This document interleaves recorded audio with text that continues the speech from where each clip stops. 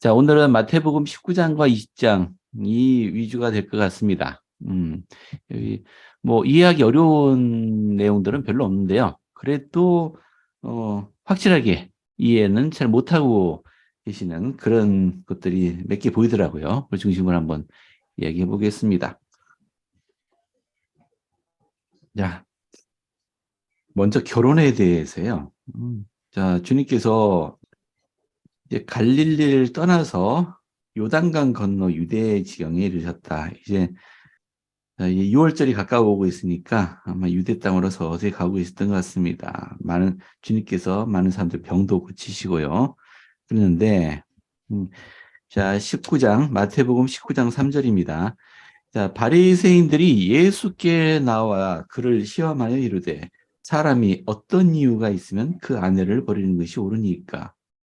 사람이 어떤 이유가 있으면 그 아내를 버리는 것이 옳으니까? 예수께서 대답하여 이르시되 사람을 지으신 이가 본래 그들을 남자와 여자로 지으시고 말씀하시기를 그러므로 사람이 그 부모를 떠나서 아내에게 합하여 그 둘이 한 몸이 될지니라 하신 것을 읽지 못하였느냐. 그런즉 이제 둘이 아니요 한 몸이니 그러므로 하나님이 짝지어 주신 것을 사람이 나누지 못할지니라. 자, 이게 기본적인 우리 믿음이죠. 우리 학생교재 좀 더 설명이 있는데, 자, 왜 주님이 자, 이런 말씀을 하신 몇 가지 이유를 설명하고 계세요. 그 당시 구주께서 지상 성령을 베푸시던 시기에 이혼 문제는 굉장히 사회적인 문제가 됐던 것 같아요. 사소한 이유로도 많은 사람들이 이혼하는 것이 정당화되었다고 해요. 그래서 구주께서 결혼의 신성함을 강조하고자 하셨다. 뭐 이건 이해되시죠? 경전을 좀 더 볼게요. 자, 하자. 이 율법사가 여짜오되 7절입니다. 그러면 어찌하여 모세는 이혼 증서를 주어서 버리라 명하였나이까? 실제로 우리 신명기에 이렇게 말씀이 있어요. 신명기 24장 1절에 사람이 아내를 맞이하여 데려온 후에 그에게 수치되는 일이 있음을 발견하고 그를 기뻐하지 아니하면 이혼 증서를 써서 주어라라고 하는 말씀이 있습니다. 근데 주님께서 이렇게 해석을 하세요. 예수께서 이르시되 모세가 너희 마음의 완악함 때문에 아내 버림을 허락하였거니와 본래는 그렇지 아니하니라.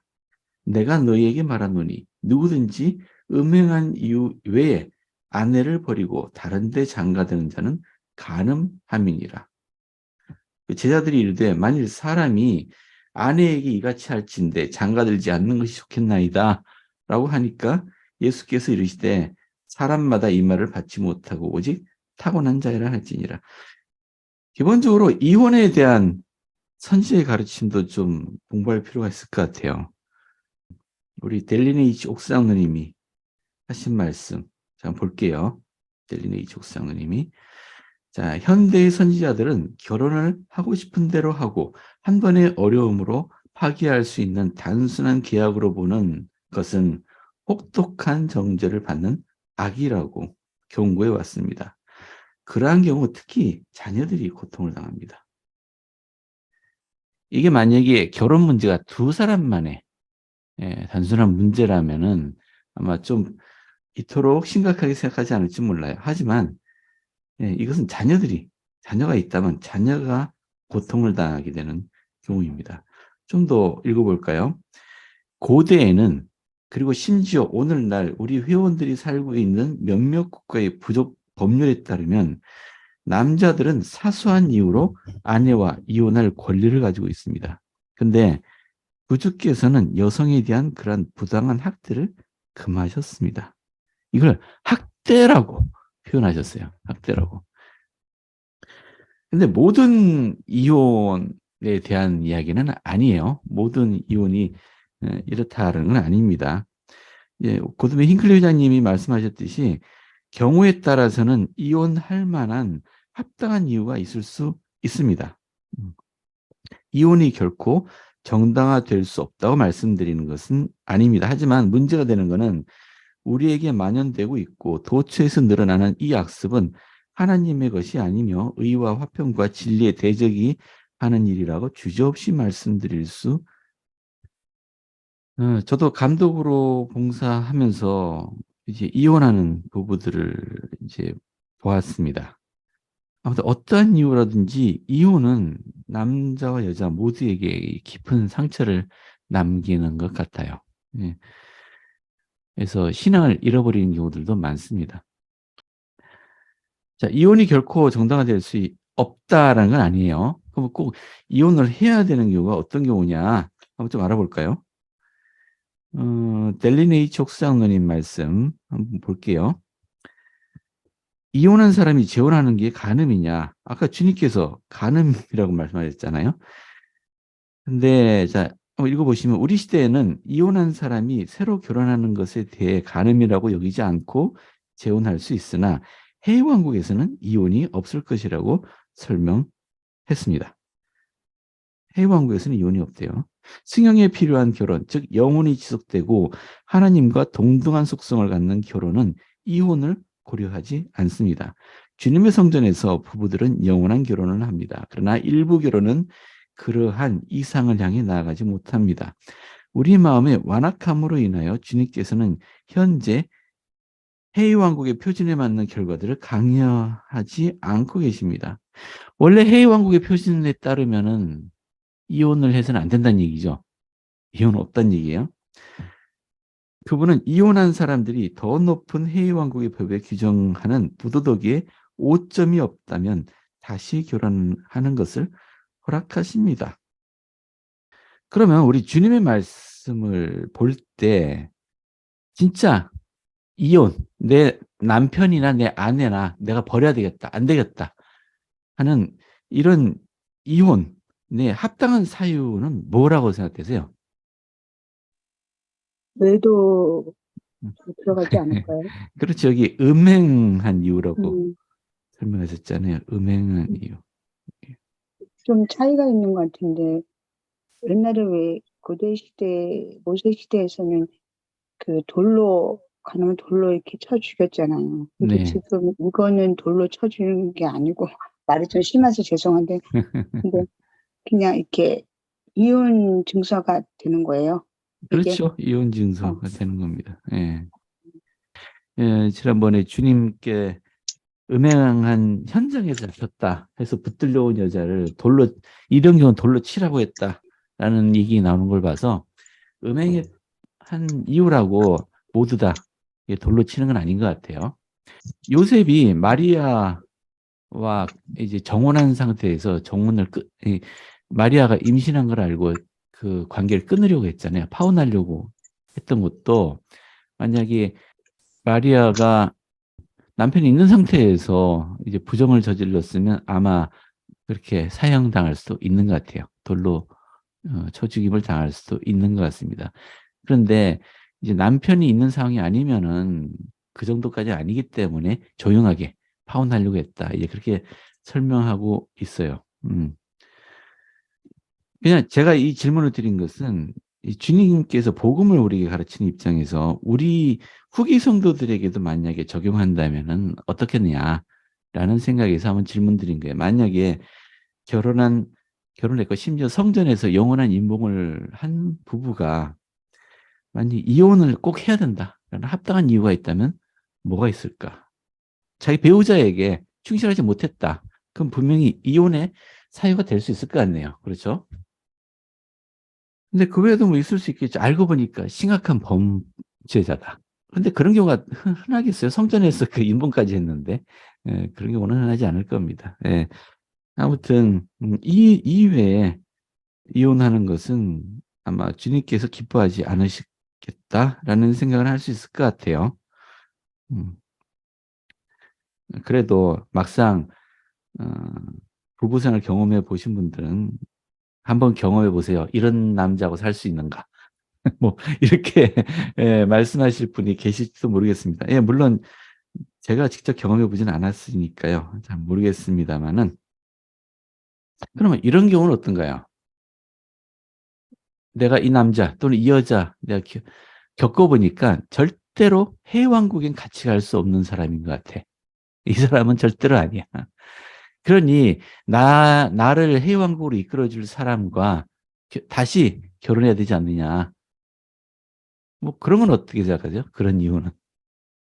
아니, 이 사람이 뭐 성적으로 부정을 저지른다든가 이런 건 아닌데 절대로 신앙은 같지 않는 사람이고 해왕국엔 갈 수 없는 사람인 것 같아. 그런 이유는. 이혼해도 괜찮을까요? 아니라고 생각하세요? 근데 그걸 우리가 판단 어렵나요? 네, 잘 말씀하셨어요. 우리가 판단할 수 없죠. 우리 합당한 후기 송도라면 사실은 그 웬만한 사람이 아니고서는 그 누구와도 결혼 생활을 잘 할 수 있다라고 생각을 해요. 합당한 후기 송도라면 이제 후기 송도로서 이해를 충분히 하고 있고 어떻게 행동해야 되는지 안다면 이제 복음에 따라 모든 걸 이해하고 있는 사람이라면 사실 누구랑 결혼해도 잘 살 수 있을 겁니다. 쉽다는 얘기는 아니에요. 쉽다는 얘기는 아닙니다. 예. 정리하자면은 이혼하는 것을 주님이 기뻐하지 않으신다.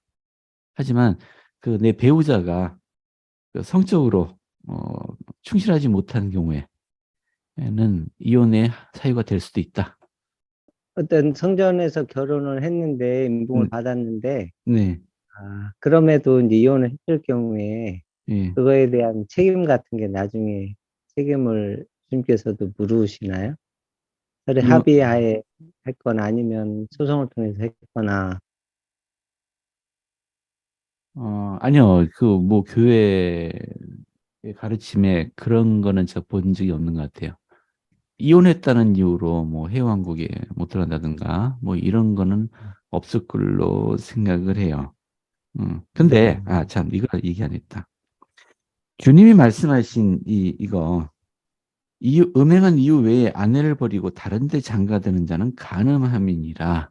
이걸 간음이라고 표현했거든요. 이것 때문에 아마 조금 혼란스러운 분도 계실지 모르겠어요. 아니 이혼하고 새 장가들면 간음한 건가? 예, 아니 그건 아니고요. 으, 아내가 음행한 이유가 없는데도 아내를 버렸다.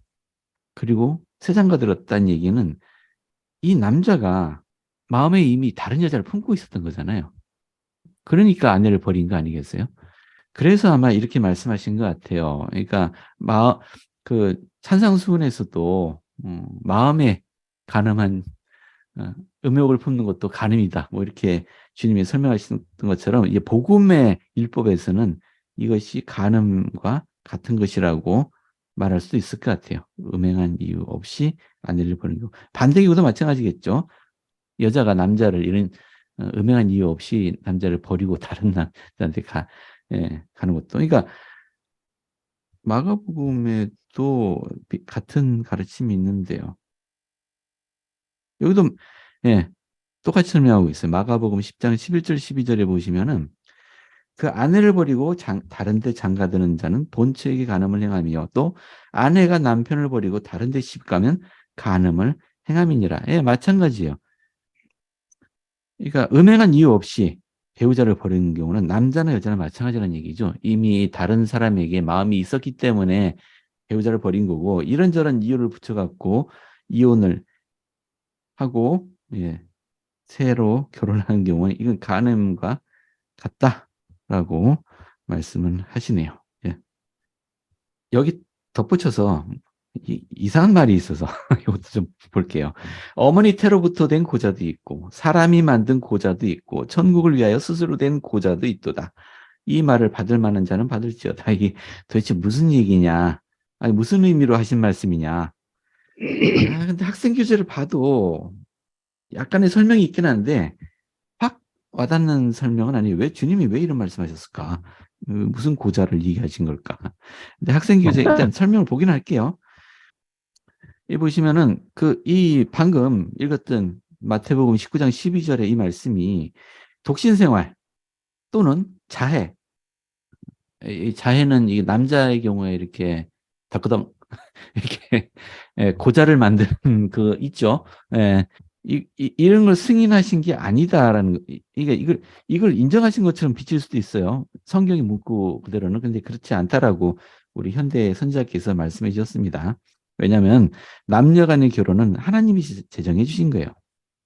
그래서 그리고 가족은 이 창조주께서 자녀들의 영원한 운명을 마련하신 계획의 중심이에요. 근데 이것을 자의적으로 거부하는 것, 자의적으로 거부하는 것은 하나님의 뜻이 아닙니다. 근데 당시, 자, 이거 브루셀 맥쿠 기자님 설명인데요. 고대의 일부 사람들에게는 독신 생활을 추구해야 한다는 잘못된 믿음이 있었다고 해요. 뭐 남녀가 결혼하고 서로 이제 자녀를 만들고 하는 이게 성스럽지 못하다, 거룩하지 못하다, 뭐 이런 식의 내 삶을 온전히 하나님께 바쳐야만 된다, 라는 그런 믿음을 가진 사람도 있었던 것 같아요. 지금도 이런 믿음 가진 사람도 있잖아요. 네, 지금도. 근데 이건 결코 아니다는 얘기예요. 자, 여기 맥콩 기자님 설명을 좀 읽어볼게요. 스스로 된 고자란 이교도의 우상 숭배를 하는 사람들로 고의로 자신을 거세하는 것이 자신의 구원을 앞당긴다는 배도적인 관념에 젖어 있었던 것 같다. 네, 당시 그랬던 것 같아요. 그래서 하신 말씀입니다. 그것이 참된 복음의 요건이 아니었다는 점은 분명하다. 고의로 거세하는 것은 복음에 속한 것이 아니며 그러한 관념은 출산과 해외왕국의 결혼에 관한 모든 참된 원리에 어긋나는 것이다. 이 거세라는 표현을 썼는데요. 이 거세는 말 그대로 남자 성기를 덜그덩 잘라 하는 거에 거세인데요. 이걸 좀 확대하면은, 그러니까 출산하지 못하도록 하는 여러 시술 같은 것들이 있잖아요. 예, 그런 것들로 확대 해석하기도 해요. 우리 교회 지침에 남자나 여자나 그 불임 수술하는 것에 대해서 그걸 하면 안 된다, 뭐 이렇게 말씀하고 계시진 않아요. 그거는 이제 두 부부가 신중하게 결정하시도록 그렇게 말씀하고 계십니다. 근데 출산하는 것은 하나님의 계획에 있어서 굉장히 중요한 부분이기 때문에 가급적 특별한 문제 없는 이상은 출산을 하시는 것을 권고드립니다. 아무튼 뭐 설명을 읽긴 했는데, 이 경전에 뭐 있는 뭐 어머니 태로부터 온 고자도 있고 사람이 만든 고자도 있고 하면서 이 말을 받을 만한 자는 받을지어다. 이 말씀이 어떤 의미인지는 정확하게는 이해가 되진 않아요, 저도. 9장 12절에 그럼 이 내용은 네. 잘못 쓰여진 건가요? 아니면은 예수님께서 직접 말씀하신 건지 번역의 과정에서 잘못된 건지 어떻게 됩니까? 제가 이걸 계속 찾아봤는데 조세 스미스 네. 영감에게도 특별히 이걸 수정하지는 않았어요. 그래서 뭐 잘못 기록되었다 뭐 이건 아닌 것 같은데, 아무튼 이걸 오해하지 말라. 이 말 자체를 오해하지는 말아라. 그렇게 그 정도로만 하고 끝내야 될 것 같아요. 자, 넘어갈게요. 자, 재물이 많은 청년. 또 유명한 얘기네. 그죠? 유명한 이야기입니다. 어떤 사람이 죽게 와서 이르되 선생님이여 내가 무슨 선한 일을 하여야 영생을 얻으리까? 영생을 얻기 위한 가르침을 청했는데 뭔가 특별한 말씀을 해줄 줄 알았어요. 근데 예수께서 이르시되 어찌하여 선한 일을 내게 묻느냐? 선한 이는 오직 한 분이시니라. 그러니까 아버지이란 얘기죠. 네가 생명에 들어가려면 계명들을 지키라. 뭔가 특별한 말씀을 하실 줄 알았어요. 근데 단순했어요. 계명을 지켜라. 그러자 이르되 어느 계명이오니까? 자, 예수께서 이르시되 살인하지 말라, 간음하지 말라, 도둑질하지 말라, 거짓 증언하지 말라, 내 부모를 공경하라, 내 이웃을 내 자신과 같이 사랑하라 하신 것이니라. 이거 다 10계명에 있는 거잖아요. 그죠? 이러면 된다. 근데 그 청년이 이르되 이 모든 것을 내가 지켜 싸운즉 아직도 무엇이 부족하니까? 이게, 자, 이 청년이 예수님께서 굉장히 마음에 들어 하셨어요. 근데 왜냐하면은 나 이런 계명을 다 지켜왔다고 말하는 사람들은 많아요. 당시 바리새인들, 율법사들 다 이 계명 다 지키고 있다라고 떳떳하게 말을 할 거예요. 근데 이 청년은 이것뿐만 아니고 이렇게 묻는 겁니다. 아직도 무엇이 부족하니까? 제가 더 해야 할 일 있지 않습니까? 이거예요, 이거. 이게 뭡니까? 이게 수동적인로 계명만을 지키는 게 아니고 뭔가 적극적인 자세를 보이고 있잖아요. 자, 아직도 무엇이 부족하니까. 자, 이게 우리 성도들의 자세입니다. 나 지금까지 열심히 해왔고 희생도 많이 했다. 나 충분해. 이젠 그만할 거야. 이렇게 스스로 한계를 정해버리시는 분들은 죄송합니다만 그것이 그분의 끝이에요. 승형이라는 게 뭔가요? 승형. 영어로 exaltation이라고 하죠. exaltation은 그냥 올라간다, 상승한다, 뭐 이런 의미고요. 승형은 이것도 역시 오른다는 뜻이죠. 영광을 계속 올라가는 거예요. 이건 뚜껑이 없어요. 나는 이제 됐어 하면 거기가 끝입니다. 이것은 승형이 아니에요. 승형은 끊임없이 상승하는 겁니다. 그러니까 이 청년이 이야기한 것처럼 내가 아직도 무엇이 부족한가, 또는 내가 더 할 수 있는 것이 무엇인가 라고 하는 이런 질문은 승형을 소망하는 자들에게 반드시 필요한 태도라고 할 수 있어요. 자, 예수께서 이르시되 내가 온전하고자 할진대 가서 내 소유를 팔아 가난한 자들에게 주라. 그리하면 하늘에서 보화가 내게 있으리라. 그리고 와서 나를 따르라 하시니 그 청년이 재물이 많음으로 이 말씀을 듣고 근심하여 가니라. 이게 뭔가요? 내 소유를 팔아서 가난한 자들을 나눠주고 그러면 하늘에서 보화가 있을 것이다. 나를 따르라. 이거 우리 현대 우리 후기 성도들에게도 주어진 계명인데 이게 뭐라고 하나요? 이거를 이 헌나유법이라고 하죠. 우리 해왕국에 가기 위한 맺게 되는 여러 율법들 가운데 가장 최종적인 율법이잖아요. 그리고 실제로 예수님께서 세우셨고 예수님 사후에 제자들에 의해서 사도들에 의해서 이끌어졌던 첫 교회, 그 교회에서는 헌납의 법을 지켰던 것으로 알려져 있습니다. 우리 소위 말하는 시온의 율법이죠. 우리가 시온을 이루기 위해서는 모든 사람들이 자신의 재산을 모두 헌납하고 그리고 같이 네 것 내 것 없이 같이 공유하는 그러한 경제 체계를 갖고 있어요.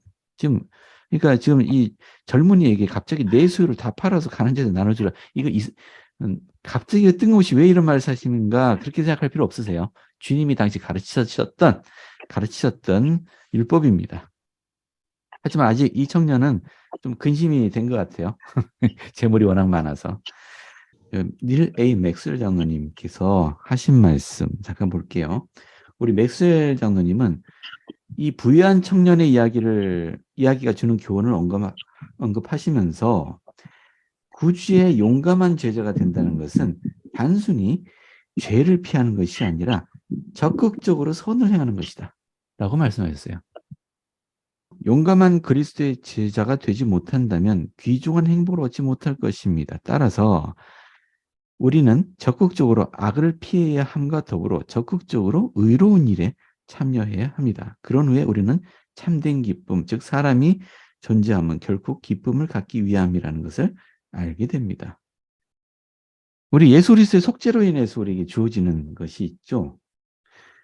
우리 사람은 타락한 상태에서 태어납니다. 세상에 살면서 죄를 짓게 되죠. 근데 이 타락한 상태에서 우리를 정결한 상태, 그걸 올려주죠. 우리는 이것을 대속의 권능이라고 합니다. 예수 그리스도께서 우리를 위해서 대신 죄를 짊어지셨기 때문에요. 대속을 하셨죠. 즉 말하자면 나쁜 상태에서 그렇죠? 좋은 상태, 훌륭한 상태로 우리를 이끌어줍니다. 자, 죄를 피한다라는 것은 이런 의미예요. 그래서 우리가 깨끗한 상태로 남는다는 얘기죠. 하지만 우리는 죄를 계속 지으니까 계속 회개하고 그분의 속죄의 권능을 계속 필요로 해요. 하지만 그 예수 그리스도의 속죄의 권능은 여기서 끝나는 게 아니죠. 맥스 장님이 말씀하신 거는 여기 머물러서는 안 된다. 우리는 더 나아가야 된다. 여기 이 부분이에요. 더 나아가야 돼요. 적극적인 선을 행해야 된다. 옛날 율법가사들은 내가 죄를 짓지 않으면 된다라고 생각을 했어요. 그러니까 율법을 지키면 된다. 하지만 예수 그리스도의 복음의 율법은 거기서 머물지 않죠. 자신의 선택 의지로서 더 나아가야 돼요. 제가 한번 찾은 게 있는데 이거 한번 같이 보면 좋겠어요. 이게 뭐냐면은 우리 복음 자료실에 들어가는 방법 가르쳐 드릴게요. 복음 자료실에 교회 역사로 들어가면요. 여기 오른쪽 끝에 보시면 복음 주제 관련 글이라고 있잖아요. 복음 주제 관련 글. 여기 교회의 몇 가지 핵심적이고 설명하기 어려운 몇 가지 주제에 대해서 상당히 자세하게 설명하고 있는 교회 공식적인 설명문이에요. 자, 이 중에 하나님과 같이 됨, 위에서 두 번째 거, 하나님과 같이 됨. 자, 사람이 하나님과 같이 될 수 있느냐, 즉 승형, 즉 사람이 하나님이 된다라는 그 가르침에 대해서 사실은 기독교계에서는 상당히 파격적이고 굉장히 혼란을 줄 수 있는 그런 가르침이거든요. 이 교리. 이것도 근데 우리는 이걸 당당하게 얘기하지만 사실 의외로 잘 이해를 못하고 있어요. 사람이 하나님이 된다? 신이 된다? 그게 어떤 의미인지 잘 모르고 있습니다. 그래서 한번 좀 읽어봐 주세요. 제가 그걸 다 설명을 드릴 건 아니고요. 인간의 신성한 잠재력에 대해서. 그죠? 이게 어떻게 기독교 역사에서 어떻게 이게 왜곡되어 왔는가, 뭐 이런 것들도 설명하고 있고요. 어떻게 사람이 어떻게 신이 될 수 있다라는 개념이 어떻게 후기 성도들에게 소개되었는가. 여기 다 넘어가고, 제가 같이 보고 싶은 것은 이 부분이에요. 후기 성도는 승형을 어떻게 바라보는가. 자, 뭐 설명은 우리 현실에 매여 있는 우리 인간들이 가질 수 있는 개념, 생각, 이런 것들이 한계가 있기 때문에 사실 승형, 영원한 영광, 이런 것에 대해서 우리 인간은 설명하기가 어려워요. 예, 어렵습니다. 그러니까 온전히 이해하기도 어렵다는 거죠. 하지만 자, 이 부분이에요. 제가 가장 마지막 문단 표시를 좀 해놨는데 좀 읽어드릴게요. 자, 승형이라는 게 도대체 뭐냐? 우리가 승형의 이름은 영원한 기쁨을 누리게 된다는데 그게 어떤 의미냐? 자, 이제 후기 성도는 필멸의 경험에서 거룩한 것들에 대한 관점으로 승형을 바라본다. 그들은 자녀를 낳고 양육하는 기쁨과 그 자녀들에 대해 느끼는 강한 사랑 안에서 타인에 대한 온정적인 봉사를 통해 도움의 손길을 전하려는 자애로운 욕구 안에서 예기치 않게 세상의 아름다움과 질서에 마음을 빼앗긴 순간 신성한 성약을 맺고 지킴으로써 얻는 확고한 느낌을 통해 신성의 씨앗을 확인합니다. 여기 가장 첫 번째로 든 게 자녀를 낳고 양육하는 기쁨, 다른 사람들에게 봉사하는 기쁨, 이런 것들을 설명했어요. 우리 하나님께서 지금 하고 계시는 것, 그리고 그분의 기쁨의 근원도 그 사람들에게 불멸과 영생을 주는 것, 자녀 양육하는 것에서 기쁨을 누리신다고 하셨잖아요. 이거예요. 자, 즉 우리가 지금 가정을 갖고 생활할 때 우리 하나님께서 느끼시는 기쁨의 편리를 우리는 경험하게 됩니다. 이런 걸로 우리의 승형을 좀 이해할 수 있어요. 근데 밑에 제가 약간 붉은색으로 표시된 부분이 특히나 마음에 와닿는 부분이 있어요. 교회 회원들은 승형에 대해 그들이 무엇을 얻게 될지보다는 지금 그들이 맺고 있는 관계와 그 관계가 어떻게 정화되며 발전할 수 있는지에 대해 더 생각한다. 여러분 이런 식으로 한번 생각해 보셨나요? 그러니까 우리가 승형에 이르게 될 때 우리가 뭘 얻게 됐냐라고 생각할 때 우리가 얻을 수 있는 게 뭐가 있을까요? 생각해 보면 지식을 들 수 있죠. 우리가 많은 걸 배우잖아요. 그렇죠? 그래서 네. 하나님처럼 완전한 지식을 얻을 수 있겠죠. 또 완전한 성품 이런 것도 있을 수 있겠죠. 빛과 진리라고 했으니까 지식과 능력 이 정도겠죠. 그죠?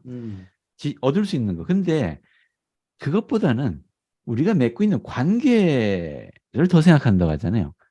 관계. 아까 말씀하신 가족, 여기 말씀하신 가족이 함께 한다고 하셨죠. 가족. 또 뭐 영원한 증식, 자녀들 하는 거. 또 내 성품 이런 것도 다른 사람과 관계에서 나오는 거잖아요. 그죠? 이게 오히려 더 우리는 깊게 생각한다라는 거예요. 그래서 어떤 분이 왜 교회 다니나요? 라고 예, 질문하신 분이 계세요. 사실 아주 기본적인 질문인데 내가 왜 교회 다니지? 그러면은 선뜻 대답하기가 좀 어려운 질문이기도 해요. 근데 잘 생각해 보세요. 만약에 내가 얻게 되는 것에 초점을 맞춘다면은 그냥 교회 안 다녀도 돼요. 혼자 경전 열심히 읽고, 저 기도 열심히 하고, 그러다가 계시를 받을지 모르잖아요. 그 지혜도 없고 지리도 없고, 뭐 그럴 수 있어요. 근데 그게 우리가 승형에 이르기 위한 전부냐? 해왕국에서 승형에 가기 위한 조건이 뭐였나요? 영원한 결혼이잖아요. 잘 생각해 보세요. 영원한 결혼. 이것도 역시 인간관계예요. 다른 사람과의 관계입니다. 신앙생활은 혼자 할 수 없습니다. 교회라는 곳에 속해야 되는 이유 중에 하나가 관계가 중요하기 때문이라고 생각해요. 우리 하나님이 우리를 사랑하듯이 우리도 다른 사람을 사랑하고 봉사하는 법을 배워야 되고요. 희생하는 법도 배워야 됩니다. 이런 것들은 교회에서 가능합니다. 그리고 무엇보다 이제 주님이 재림이 얼마 안 남았는데 재림을 어떻게 준비해야 되는지 선지자 경고를 들어야 되잖아요. 선지자의 가르침에 귀를 기울여야 됩니다. 교회 안 다니면 어떻게 그를 알을 수 있나요? 무엇을 얻게 될지보다 지금 어떤 관계를 맺고 있고 그 관계를 어떻게 정화시키면서 발전해 나갈 수 있는지가 더 중요하다. 그러니까 우리가 심판의 자리에서 주님께서 그래 너 뭐 배웠니? 뭐 했니? 이런 것보다 다른 사람들과 어떤 관계를 맺어왔니? 라는 게 더 중요한 질문이 될 것 같아요. 주님께서 만약 우리에게 물으신다면. 자, 그래서 병전에 이렇게 말씀하고 계십니다. 여기에서 우리 가운데 존재하는 것과 똑같은 사귐이 그곳에도 우리 가운데 존재하리라. 다만 그 사귐에는 지금 우리가 향유하지 못하는 영광, 곧 영원한 영광이 수반되리라. 이 영광이 수반된다는 말이 어떤 의미인지는 저도 지금 다는 이해가 안 됩니다만은 어쨌든 간 지금처럼 우리가 지금 막 사람들 만나고 살고 하는 것처럼 다음 생에서 똑같이 사람들 만나고 막 이렇게 아웅다웅하고 가끔은 토론도 벌이고 서로 도울리는 또 이렇게 산다는 얘기입니다. 그러니까 가족 관계가 영원히 지속된다. 이 말씀도 맞다고 생각이 되네요. 이 부자 청년이 고민하면서 떠나갔다. 뭐 그렇다고 해서 이 청년이 재산이 많은 이유로 이제 진짜 주님의 진리로부터 떠나갔다. 이렇게는 안 보여요. 여기까지니까요. 그 다음에 고민한 끝에 다시 주님께 돌아와서 진짜 재물을 팔고 헌나의 법에 참여했는지 그건 알 수가 없습니다. 여기까지만 있으니까. 근데 요 다음에 주님이 하신 말씀이 사실 이해가 안 되는 부분도 있어요. 예수께서 제자들에게 이르시되 내가 진실로 너에게 이르노니 부자는 천국에 들어가기가 어려우니라. 아니 부자가 천국에 들어가기 어렵다고요? 다시 너에게 말하노니 낙타가 바늘기로 들어가는 것이 부자가 하나님의 나라에 들어가는 것보다 쉬우니라 하시니라. 낙타가 바늘기로 어떻게 들어가겠습니까? 근데 어떤 뭐 일설에 따르면은 예루살렘 성에 들어갈 때 낙타가 들어가는 문이 따로 있었다. 뭐 하는 그런 설이 있어요. 근데 낙타는 짐을 잔뜩 싣고 있는데 여기 짐들을 다 내려야지만 낙타가 들어갈 수 있었다. 뭐 이런 얘기를 하면서 그러니까 이거를 부자가 천국 들어가는 것에 비유하셨다. 낙타 아까 들어가는 문, 이걸 바늘기라고 불렀다. 뭐 이런 이야기예요. 낙타가 자기 짐을 내려대듯이 부자가 자기 재물에 대한 욕심을 버리지 않으면 안 된다. 뭐 이렇게 설명하는데 이거 근거 없다고 하세요. 우리가 지금 설명을 이렇게 했는데 근거가 없다고 하시네요. 예루살렘 성에 이 바늘기라는 문이 있었다라는 근거가 없대요. 그런 게 발견된 적이 없답니다. 이게 설로만 전해지고 있는데 물론 증거가 발견 안 됐지만 뭐 말에서 입에서 입으로 전해져 온 거면 있었을 수도 있죠. 뭐 부자가 천국 들어가기가 왜 어려운가요? 그렇죠. 그 마음을 재물에 두고 있으니까 지상의 재물에 마음을 쓰면 하늘의 재물에 마음을 쓸 수 없다. 여러분, 플라톤이라는 사람 아시죠? 플라톤이 이제 소크라테스의 제자이고 아리스토텔레스의 스승으로 알려져 있는데요. 플라톤이 국가론이라는 걸 썼대요. 저는 안 읽어봤어요. 철학에 관심이 없어 안 읽어봤습니다만 내용은 대충 알아요. 여기 플라톤이 이데아론이라는 게 있잖아요. 이데아론. 그러니까 이상적인 사회, 국가. 그래서 여기서 이데올로기라는 말이 나왔죠. 근데 플라톤이 꿈꾸는 이상적인 국가는 어떤 거냐면은 뭐 여러 가지가 있습니다만 특히 이 국가 통치자에 대한 얘기 나오는데 지금 우리는 대통령, 대의 정치이잖아요. 이 플라톤의 국가론도 비슷하긴 하는데 여기는 뭐라고 하나요? 혼자가 아니고 여러 사람들이 머리가 되어서 행하는 정치인데 이걸 뭐라고 그러죠? 갑자기 영어 생각 안 나네. 이게 이상적으로 이게 운영이 되려면은 이 이 정치인들이 일단은 철학자여야 하고요. 사유재산이 있어서는 안 돼요. 좀 더 극단적으로 가족이 있어서는 안 돼요. 이 여러 사람들의 이 정치인들은 그 아내를 공유해야 된다. 이 극단적인 아내를 공유해야 된다라고 얘기했대요. 왜냐하면 한 사람의 아내, 내 가족을 갖게 되면은 내 가족에게 재물을 물려주고 싶은 욕구를 갖게 되고 그러면 부패가 시작된다는 얘기예요. 이게 대를 이어서 계속 이제 그 정치 체계가 이어져야 되는데 여러 아내를 두고 아내를 공유해서 거기 나오는 자녀들을 같이 양육해야 된다. 이러면 이 재산에 대한 욕구가 사라진다라고 주장을 했어요. 이 이야기는 이 플라톤이라는 사람도 그 재산에 대한 욕구가 얼마나 강렬한 것인지, 그게 얼마나 위험한지를 인지한 것 같아요. 그리고 우리 주님도 그렇게 말씀하셨잖아요. 사람이 두 주인을 섬길 수 없다. 근데 이 두 주인이 하나님과 악마냐? 그게 아니에요. 하나님과 재물을 겸하여 섬길 수 없다고 했어요. 그러니까 재물 자체가 인간의 주인이 될 수 있을 정도로 강렬한 유혹이다. 하나님과 재물을 동등하게 두고 말씀하셨습니다. 그리고 우리 로마서에 보면은 그 돈을 사랑하는 것이 일만 악의 근원이다라고 말씀하실 정도로 재물에 대한 욕구는 큰 겁니다. 그러니까 부자가 천국에 들어가기는 어렵다라는 말씀이 이해가 되시죠? 이 재물에 대한 욕구를 버려야 돼요. 그러자 제자들이 듣고서는 놀랐어요. 아니 그러면 누가 구원을 얻을 수 있습니까? 그러자 예수님이 말씀하시되 사람으로는 할 수 없으나 하나님으로서는 다 할 수 있느니라. 하나님은 하실 수 있다고요? 그러니까 사람은 부자가 천국 들어가는 걸 사람은 할 수 없는데 하나님은 부자가 천국 들어가게 만들 수 있다고? 이게 요거는 조금 조세 스미스가 영감에게 수정을 했어요. 자, 어떻게 수정했냐면은 이렇게 수정하셨습니다.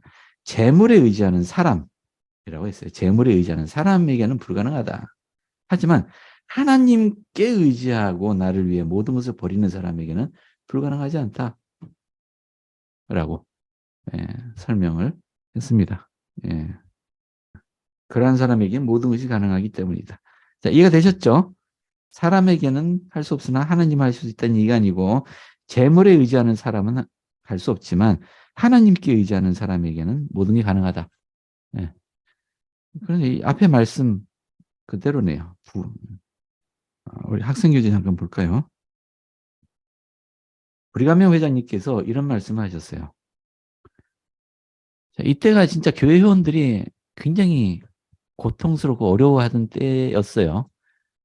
서부로 이주한 다음에 막 굶주림과 막 이런 것에 힘들어하고 있을 때 제가 이 백성에게 관련하여 느끼는 최악의 두려움은 그들이 이 지역에서 부를 얻어서 하나님과 그분의 백성을 잊어버리고 기름지게 되어 스스로 이 교회를 박차고 나가는 것입니다. 이 백성은 폭도와 약탈과 빈곤, 온갖 박해에 맞서서는 충실하게 남을 것입니다. 이런 것들로는 후기 성도들을 어떻게 하지 못해요. 하지만 그들에 대한 가장 큰 두려움은 부에는 맞서지 못한다는 점입니다. 지금 굉장히 부유하죠. 특히 그 미국 서부에 있는 교회 회원들 가운데 부유한 회원들이 많아요. 부유해졌을 때 큰 유혹을 겪는다라고 설명하셨습니다. 자, 다음 주제로 넘어갈게요. 포도원의 일꾼들. 자, 요거는 비디오 볼까요? 비디오.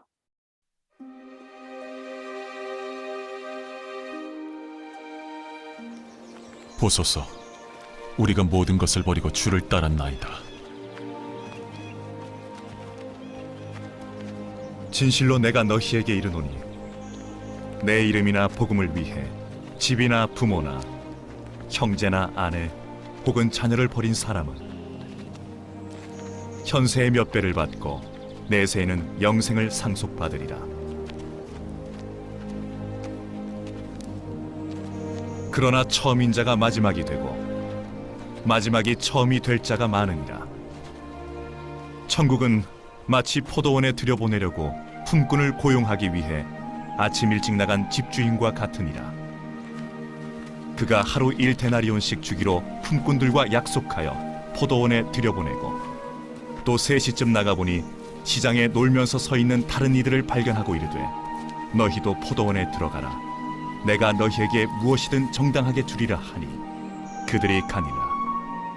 6시와 9시쯤에 또 나가서 그렇게 했으며 또 11시쯤에 나가 놀면서 서 있는 이들을 보고는 이르되 너희는 어찌 온종일 여기 놀고 서 있느냐 하니 그들이 말하되 우리를 품꾼으로 쓰는 이가 없어 그러나이다 하는지라. 그가 이르되 너희도 포도원에 들어가라. 무엇이든 정당한 것을 너희가 받으리라. 저녁이 되어 포도원 주인이 청지기에게 이르되 품꾼들을 불러 나중에 온 자부터 시작해서 처음에 온 자까지 품삯을 주라 명하는지라.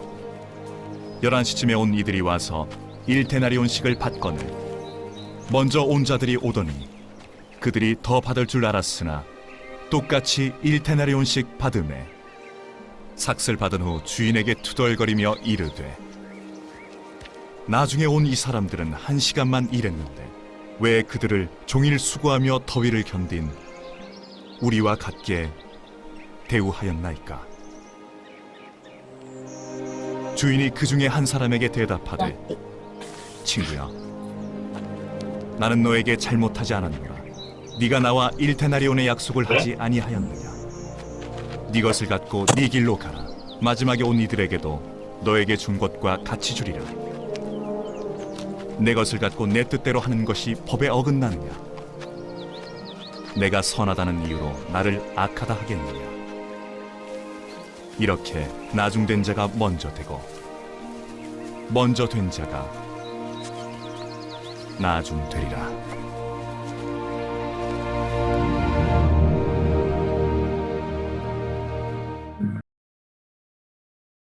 아니, 왜 1시간 일한 사람하고 12시간 일한 사람하고 똑같이 임금을 주는 거죠? 지금 유대인들은 낮 시간을 12시간으로 나누었어요. 낮 시간. 그래서 우리 시간으로 하면 아침 6시에 해가 뜨고 저녁 6시에 해가 지죠. 낮과 밤이 똑같을 경우에는. 근데 유대인들은 아침 해가 뜰 때부터 시간을 계산해서 총 12시간을 나눴어요. 그러니까 해가 뜨고 여기 1시간, 2시간, 3시간 이렇게 여기 6시, 9시 그리고 해가 질 때가 12시가 돼요. 자, 이렇게 시간을 나눕니다. 그러니까 이 비유를 보면 아침 일찍 포도원 주인이 나가서 일꾼들을 데려왔어요. 동네, 마을에 사람들이 모이는 곳에, 거기 새벽 인력시장이 있었던 것 같아요. 나가서 와서 일을 시켰습니다. 1데나리온이 당시 하루 평균 임금이었다는 거 설명드렸습니다. 1데나리온 줄게. 자, 일을 해라. 그렇죠? 정당한 계약이죠. 그리고서 3시경, 우리 시간으로 하면 오전 9시죠. 3시경에 또 나가보니까 또 사람들이 놀고 있는 사람들이 있어서 데려왔어요. 너희들도 포도원에서 일해라. 6시경에 나가서도 그렇게 했고 9시경에 나가도 그렇게 했습니다. 심지어는 11시경에 나가도 보니까 또 놀고 있는 사람이 있어서 데려와서 일을 시켰어요. 근데 11시 온 사람은 해가 지면 일이 끝나니까 1시간 일했잖아요. 근데 이 1시간 일하고도 1데나리온을 받아갔어요. 그러자 일찍 왔던 사람들이 불만이죠. 아니, 우린 더 많이 일했는데 왜 저 사람들과 똑같이 대우해 주느냐. 이게 주인이 너도 나랑 1데나리온 계약하지 않았냐. 내가 잘못한 게 없다. 라는 질문 보고 말을 했다는 얘기입니다. 근데 아무리 그랬다 하더라도 불공평하잖아. 이거 너무 불공평하잖아요. 왜 저 사람들은 이렇게 꽁으로 먹지? 라는 생각이 들지 않으세요? 자, 이 비유를 이해하시려면은 이 일꾼들 입장에서 이걸 이해하면 이해가 안 돼요.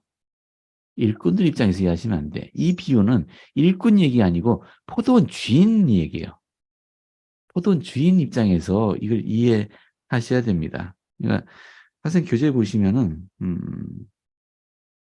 자, 제프리알 혼론장로님께서 말씀하셨는데 이 비유가 말하려는 것은 품꾼이나 임금에 관한 이야기가 아닙니다.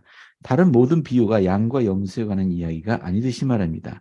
이 비유는 하나님의 선하심, 오래 참으심, 용서, 주 예수 그리스도의 속죄에 대한 얘기예요. 관대함과 동정, 은혜에 관한 이야기입니다. 네, 이렇게 한번 생각해 보세요. 제가 선을 위아래로 2개를 그었는데요. 밑을 0점이라고 하고요. 맨 위를 100점이라고 해요. 이게 해왕국에 가기 위한 또는 승영에 이르기 위한 좋아요. 100점이라고 합시다.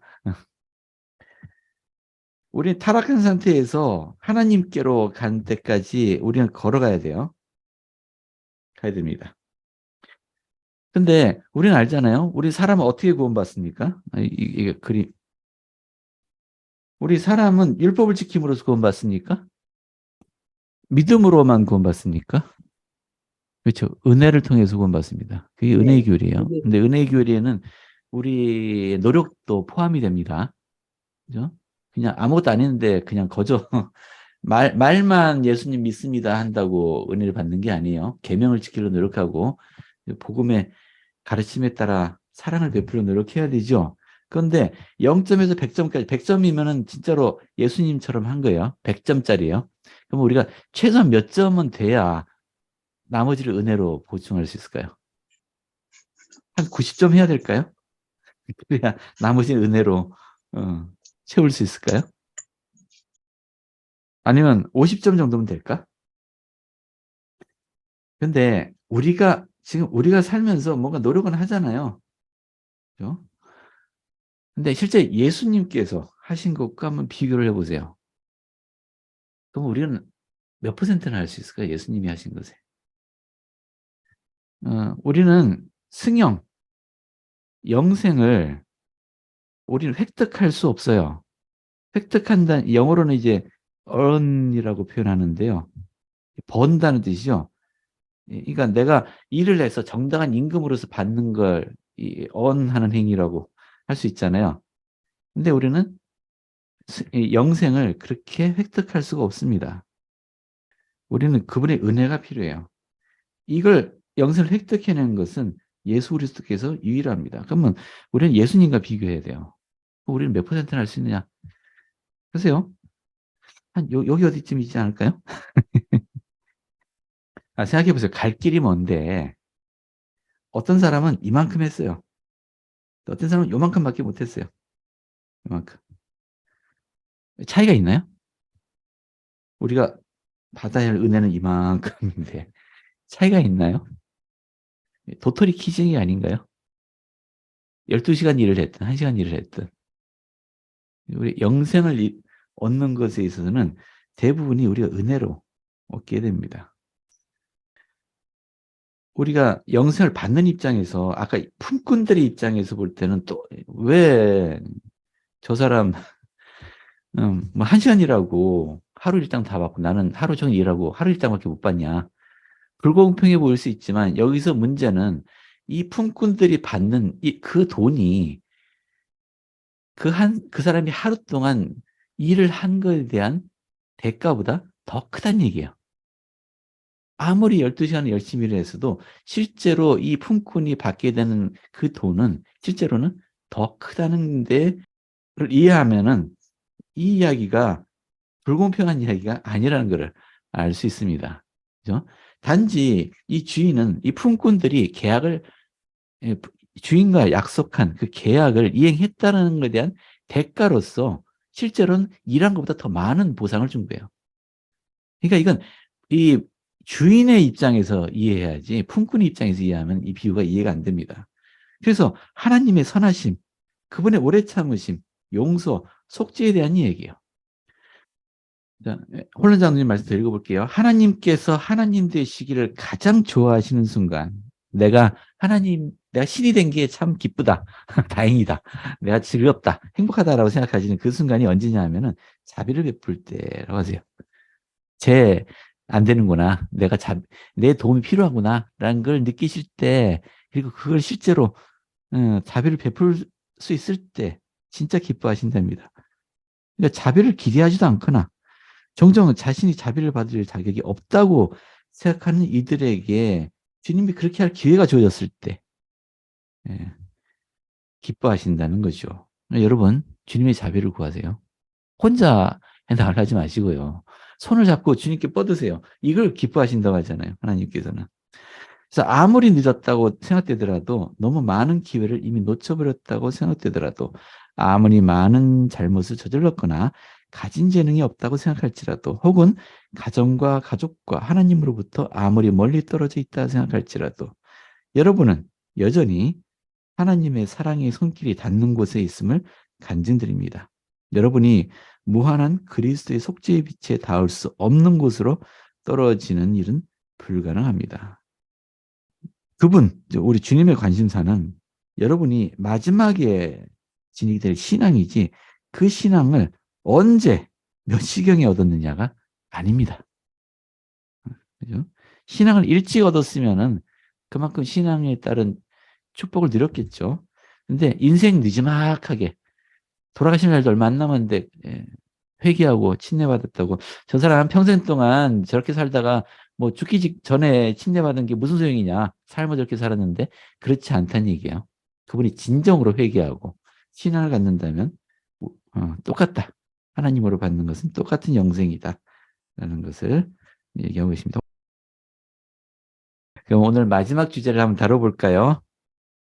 사실은 제가 성경에서 읽은 것 중에 제일 마음에 드는 것 중에 하나예요. 저한테 위로를 줬던 것이고요. 자, 과부와 재판장 비유입니다. 이거는 누가복음 18장이에요. 누가복음에만 나오는 이야기입니다. 예수께서 그들에게 항상 기도하고 낙심하지 말아야 할 것을 비유로 말씀하셨습니다. 미리 말씀하셨어요. 항상 기도하고 낙심하지 말아야 한다라는 주제를 담은 비유입니다. 이르시되 어느 도시에 하나님을 두려워하지 않고 사람을 무시하는 한 재판장이 있는데 그 도시에 한 과부가 있어서 자주 그에게 가서 내 원수에 대한 나의 원한을 풀어주소서 하되, 여기 이 재판장이 하나님을 두려워하고 사람을 무시한다는 얘기 보면은 이 재판장이 아마 뇌물 받고 재판을 하거나 뭐 이런 일 서슴지 않았던 재판장인 것 같아요. 하나님도 두려워하지 않다 보니까. 근데 이 과부가 자주 가갖고 내 원수를 원한을 풀어주세요라고 그냥 하소연하니까 그가 얼마 동안 듣지를 않았어요. 근데 나 원상 아니냐.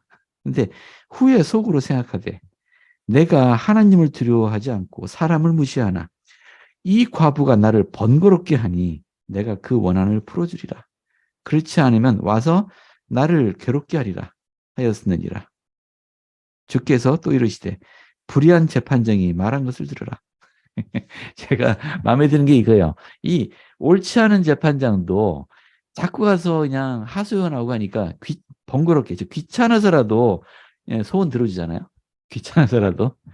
하물며 하나님께서 밤낮 부르짖는 택하신 자들의 원한을 풀어주지 아니하시겠느냐. 그들에게 오래 참으시겠느냐? 내가 너희에게 이르노니 속히 그 원한을 풀어주시리라. 그러나 인자가 올 때 세상에서 믿음을 보겠느냐 하시니라. 주님께서 우리에게 뭐 하라고요? 항상 기도하고 낙심하지 말아라. 그죠? 그러면은 밤낮 부르짖으면은 어떻게 하신다고요? 속히 원한을 풀어주신답니다. 속히. 일단 학생교재 먼저 한번 보고요. 항상 기도하고 낙심하지 말아야 한다는 것을 말씀하셨는데요. 이 비유에서 포기하지 않고 기도하는 것을 이제 재판장에게 호소하는 과부로 묘사했습니다. 자, 홀론 장로님께서 하신 말씀이세요.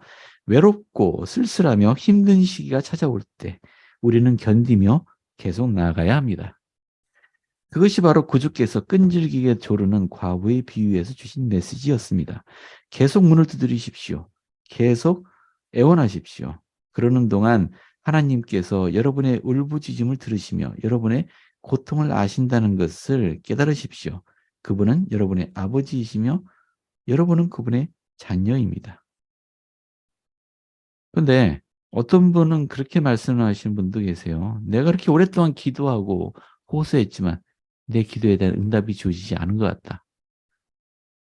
주님께서 속히 원한을 풀어준다 하지 않으셨느냐. 근데 이 속히가 대체 언제냐. 얼마나 내가 오랫동안 기도해야 되느냐. 그래야 응답을 주시느냐. 자, 만약 이렇게 누군가 여러분에게 물으신다면 어떻게 대답해 주실래요? 여러분은 주님이 속히 응답해 주신다는 말씀을 믿으세요? 자, 주님께서 속히 응답하신다고 했으니까 속히 응답해 주실 거예요. 근데 우리가 기도에 대한 응답을 기다릴 때 고려해야 될 게 두 가지예요. 첫 번째, 내가 올바른 것을 구하고 있느냐. 응답을 받지 못한다고 하면은 이거예요. 올바른 것을 올바르지 않은 것을 구했을 때는 응답이 주어지지 않을 겁니다. 두 번째, 아까 말씀하셨죠? 그분이 정하신 때. 근데 제가 지금까지 경험해 보니까 기도에 대한 응답을 받지 못하는 더 중요한 이유가요. 자신이 원하는 것을 기다려요. 주님이 원하시는 응답이 아니고 자신이 원하는 것을 속히 응답을 주느냐, 속히 응답을 주십니다. 근데 그것이 자신이 원하는 종류의 응답이 아닐 때는 응답을 받지 못했다라고 생각하는 분들이 의외로 많더라고요. 자신이 원하는 방식으로, 자신이 원하는 것을 달라고 기도하세요. 그러면 주님이 응답하셔도 그걸 깨닫지를 못해요.